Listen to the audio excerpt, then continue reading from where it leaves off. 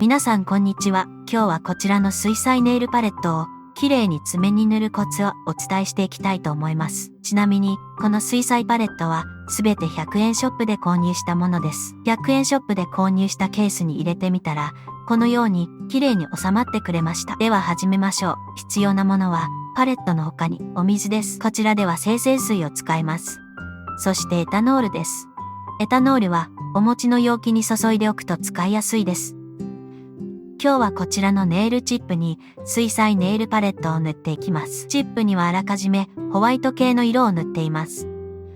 まずはお水で顔料を溶いていきます。こちらではパレットに直接お水を注いでいますが、筆に水をつけるのと同じ効果です。ちなみに水彩ネイルパレットの商品のパッケージの裏の説明には、レースを作る際にマットトップジェルを塗って硬化という手順があります。今回はそちらを省き、カラーを塗って拭き取りをした光沢のある表面に水彩パレットの顔料をのせていきます。するとこのように水を含んだ顔料が弾かれてしまいます。持っていきたいところにカラーを誘導できない、操作ができないということが発生してしまいます。この問題を解消できるのがエタノールなんです。これからここにエタノールを使いますので、どう変化するか見ていてください。エタノールです。同じ筆にエタノールをつけ、余分な分は容器の端などで落とします。その筆でカラーをタッチします。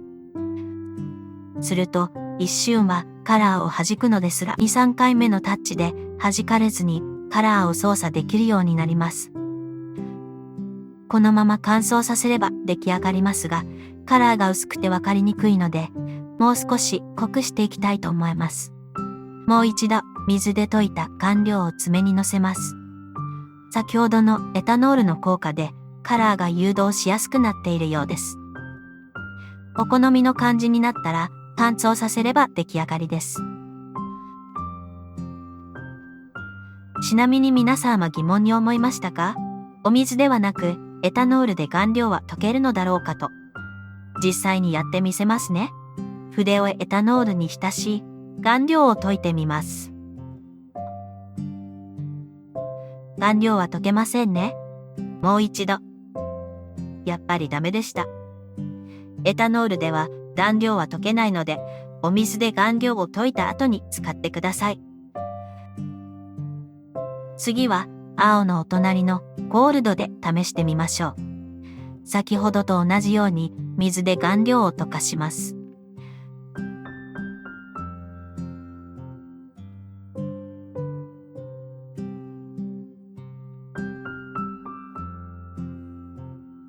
水が少なめでいい感じに広がっているように見えますが、ところどころカラーが弾かれています。ここでエタノールの出番です。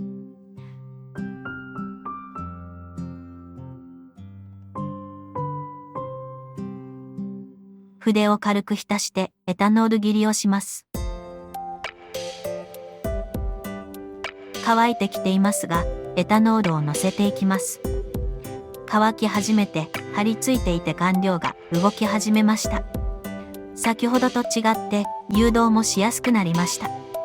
このまま広げていきます。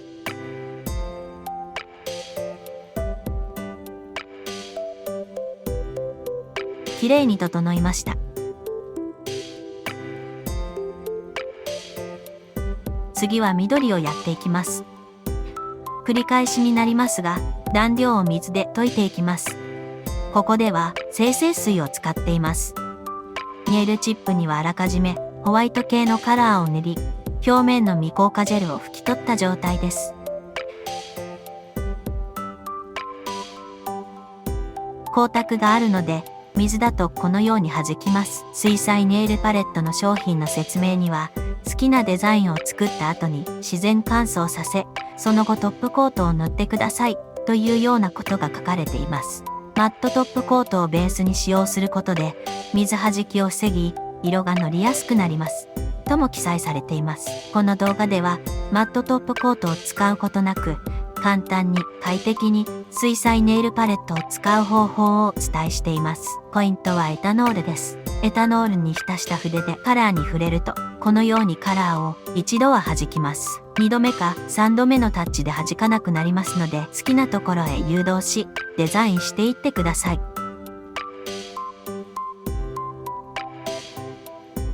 自然乾燥させます。エタノールを含むので、水だけの時より少し乾燥時間も短くて済みます。最後にピンクを試していきます。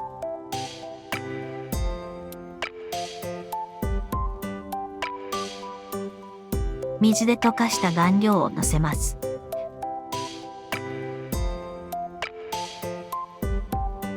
そしてエタノールを含ませた筆でカラーを誘導していきます。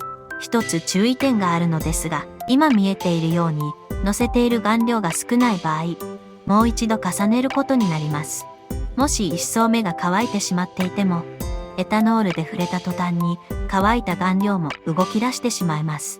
やってみますので見ていてください。水で溶かした顔料です。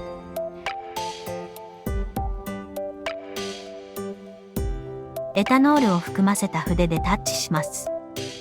すべての顔料が動き出したのがわかりますでしょうか。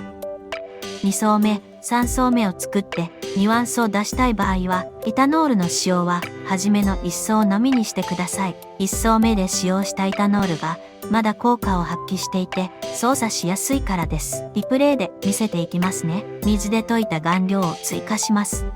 操作しやすいですね。のせたら自然乾燥させてください。すべて乾燥しました。トップコートを塗れば終了ですが、ゴールドにパールをのせてみたくなりましたので、もう少しだけお付き合いください。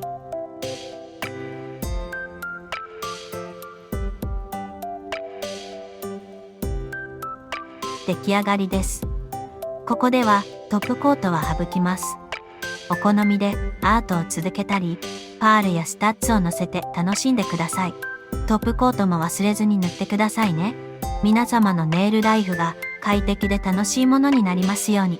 このチャンネルでは自身のセルフネイル動画や購入品の開封動画などをアップしています。今後もネイルに関する動画を定期的にアップしていきますが、ライブ配信もしていきたいと考えておりますので、いいねとチャンネル登録を忘れずにお願いいたします。